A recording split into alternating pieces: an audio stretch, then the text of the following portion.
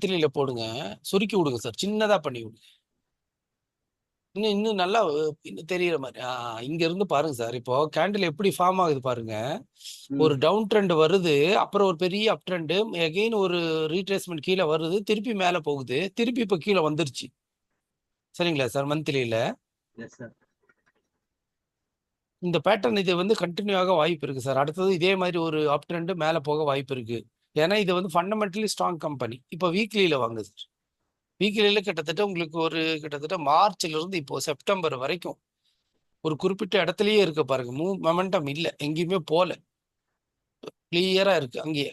So down trend இது இறங்குற மார்க்கெட்டுன்னா இப்படி என்ன ஆகும்? இது கீழே வந்துருக்கும் சார். என்ன அடுத்த லெவலுக்கு தாண்டி தாண்டி கீழே கீழே இறங்கிட்டே இருக்கும். ஸோ செல்லர் வந்து இங்க வந்து லிமிட்டட் ஆயிட்டாங்க. பெருசா செல்லிங் இல்லை இதுல ஒண்ணு. இப்போ டெய்லியில் பாத்தீங்கன்னா நல்ல ஒரு கன்சால்டேஷன் ஆகி வால்யூம் வந்து ட்ரை ஆயிட்டு இருக்கு சார். என்ன செல்லிங் வால்யூமே இல்ல. அதான் சார், ஓவர் சோல்ட் ஏரியாவில் தான் இருக்காங்க. அதான் சொல்றது. ஸோ இப்போ எப்போ என்ன ஆகும்? எப்போ வேணாலும் இது மேலே வந்து போகலாம். மேலே பேட்டர்னை போகலாம். ஃபாலோ பண்ணும்போது இப்போ கீழ இருந்து நீங்களுக்கு ஒரு சின்ன இண்டிகேஷன் கிடைச்சிச்சுன்னா நம்ம இது வந்து ஸ்லோலி அக்குமுலேட் பண்ணலாம். இதே ஏன்னா இது மாதிரி பெரிய கேண்டில் கொடுக்காது சார் இது. என்ன இதே மாதிரி நடக்கிறதுக்கு வாய்ப்பு இருக்கு. இதே மாதிரி ஒரு ட்ரெண்ட் வந்து இங்க இருந்து ஃபார்ம் ஆக வாய்ப்பு இருக்கு சார். என்ன எஸ். இப்போ டெக்னிக்கல் பாருங்க சார். சரி ஃபண்டமெண்டல் பாருங்க சார் எப்படி இருக்குன்னு சொல்லி. ஃபண்டமெண்டல் சேமா தான் இருக்கு. எதுவும் பெருசா சேஞ்சஸ் வரல. ஸோ அப்போ வந்து ஸ்டாக் வந்து ஸ்ட்ராங்கா இருக்குங்கிற அர்த்தம். என்ன கீழே வரலனாலே. என்ன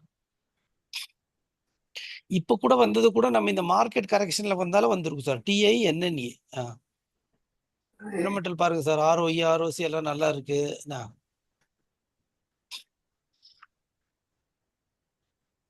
டிவிடெண்ட் கொடுக்குறாங்க சார். ஃபேஸ் வேல்யூ 10 ரூபாயில தான் இருக்கு.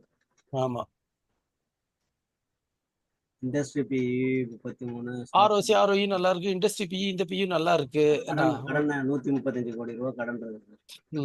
அது பிரச்சனை இல்லை சார். 1500 கோடிக்கு அது ஒன்றும் ஒரு பெரிய இது கிடையாது. ஒரு நிமிஷம் சார். கிருஷ்ணமூர்த்தி கேபி